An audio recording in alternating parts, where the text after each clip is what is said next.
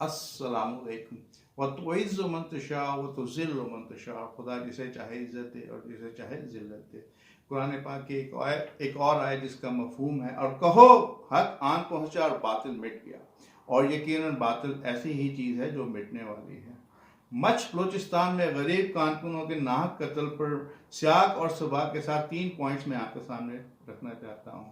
آپ اس معاملے سے جڑے کافی معلومات پہلے ہی سن چکے ہوں گے.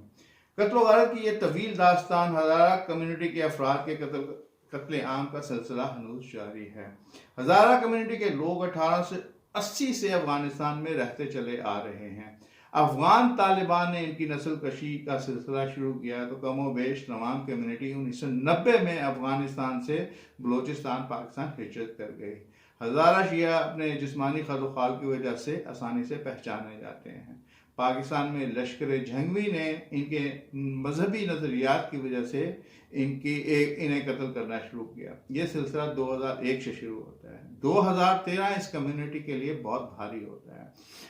10 جنوری 2013 بم دھماکے میں 115 لوگ شہید اور 270 زخمی ہوتے ہیں.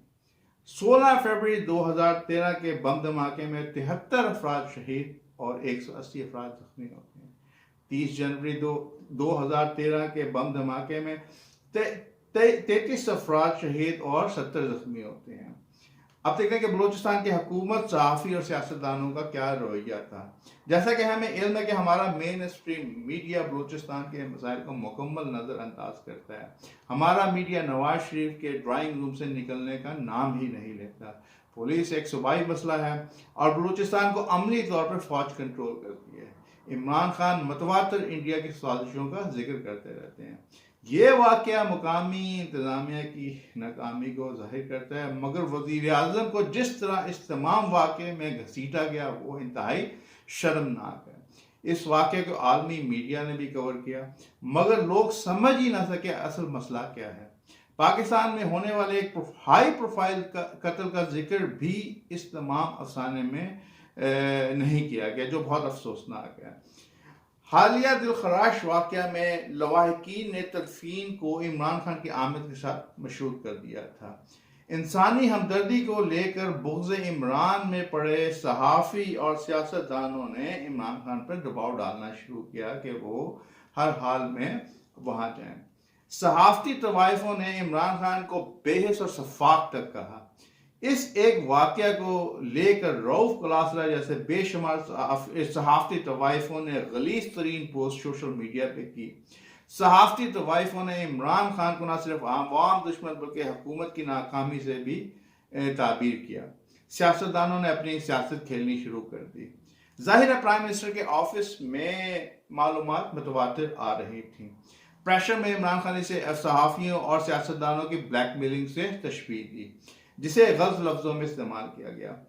گزرتے وقت کے ساتھ تصویر واضح ہونے شروع ہو گئی. زیادہ تر مرنے والوں میں افغانی شامل تھے. جو صحافی ہتھے سے اگڑ گئے تھے وہ جھاگ کی طرح بیٹھنا شروع ہو گیا. جو سیاستدان عمران خان کو ہدف تنقید بنا رہے تھے، صحافیوں نے سیاستدانوں کا ان کا ماضی یاد دلا کر شرمندہ کرنا شروع کر دیا. وہ لوگ کوئی جواب نہ دے سکے. مسلم لیگ کے تمام لیڈر کے بیانات محض چند سیکنڈ میں ماضی کا حوالہ دے کے ان کے منہ پہ مار دیے جاتے. یہ روزانہ کا معمول ہے.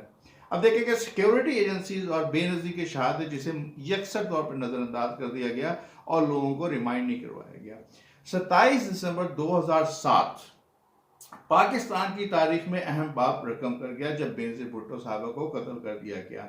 پاکستان کے کسی صحافی نے بے نظیر کے قتل کا ذکر کرنا مناسب نہ سمجھا. بے نظیر بھٹو راولپنڈی میں ایک سیاسی جلسہ کرنا چاہتی تھی، مگر جنرل مشرف اور سیکیورٹی ایجنسیز نے تمام خطرات سے بے نظیر کو خبردار کر دیا تھا. بے نظیر ڈٹ گئی کہ سیکیورٹی حکومت کی ذمہ داری ہے. جلسہ ہو گیا، مگر انہوں نے اپنی گاڑی کی چھت سے نکل کر بابا جی لاڑکانہ کہنا شروع کر دیا تو مصطفیٰ قتل کر دی گئی. اس کے بعد ملک میں فسادات شروع ہو گئے اور پاکستان کھپے کے نعرے کے بعد آج تک پاکستان اس کا خمیازہ بھگت رہا ہے.